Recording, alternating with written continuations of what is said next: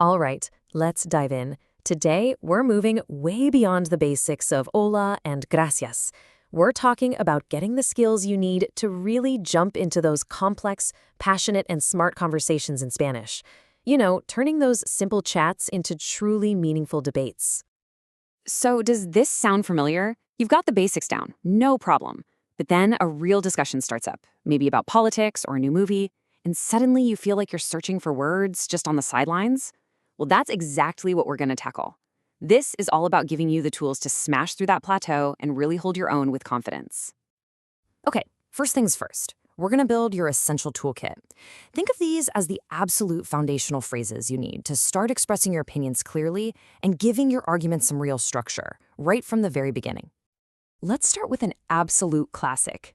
Creo que. It literally means I believe that, and it is without a doubt the most direct way to plant your flag in a conversation. When you say this, you're basically telling everyone, okay, listen up, here's my take. It's your perfect opening move. Now, what if you want a slightly softer approach? Then you go with en mi opinión, which, as you can see, means in my opinion. This phrase is great because it frames your statement as your personal viewpoint, which kind of acknowledges that, hey, other views are out there. Both are absolutely essential for marking your ideas as your own. So we've moved from just stating your opinion to actually having a back and forth. You've got to have phrases to agree with someone, to disagree respectfully, to ask for clarification when you're not quite following, and, this one's huge, to support your own arguments with actual examples. These aren't just phrases, they are the gears that make a real conversation turn. And that leads us perfectly into our next section. Because a great debate, well, it's not just a series of speeches. It's more like a dance. It isn't just about what you're saying, it's about how you're listening and actually engaging with the other person. The secret sauce here is mastering active listening. And no, that doesn't just mean being quiet while someone else talks. It means really engaging, paraphrasing what they said in your own words to make sure you got it right, summarizing their main points to show you're following along, and asking questions to dig deeper. This is how you show respect, and it's how you build real understanding. This little phrase, veo tu punto y, or I see your point, and, it's so powerful. It's like a conversational magic trick.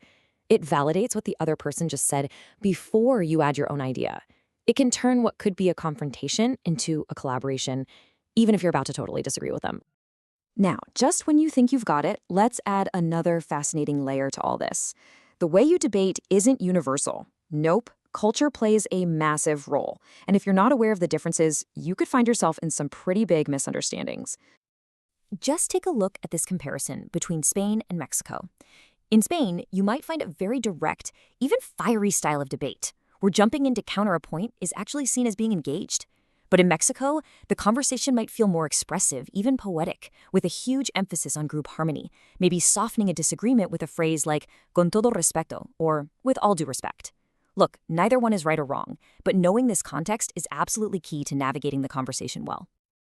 Okay, so you've got your phrases, you've got your cultural awareness, now it's time to get strategic. A truly persuasive argument, the kind that really lands, it's not just improvised on the spot. It's built on a solid foundation of research and preparation.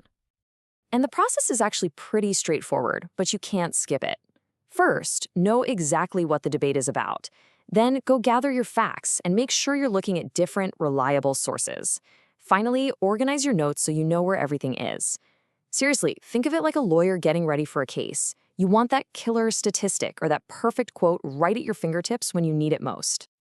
And while you're gathering all that information, you have to be a bit of a detective.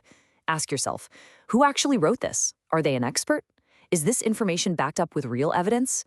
Could they have some kind of hidden agenda here? And is this info even recent? Asking these questions makes sure your argument is built on solid rock, not on sand. And finally, let's talk about delivery.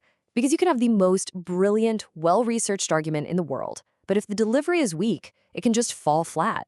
So you've got to connect with people, look them in the eye, vary your tone of voice to keep it interesting, and speak with real clarity. Your confidence itself makes your words that much more persuasive. So, wow, we have covered a ton of ground, from single phrases all the way up to grand strategy. But you know, this is just the beginning. The real progress, the real learning, happens when you take these skills and actually use them out in the real world. So let's get you ready for that. Here are a few things you can do, like right now. Find people to talk to. Look up a conversation club or an online language exchange.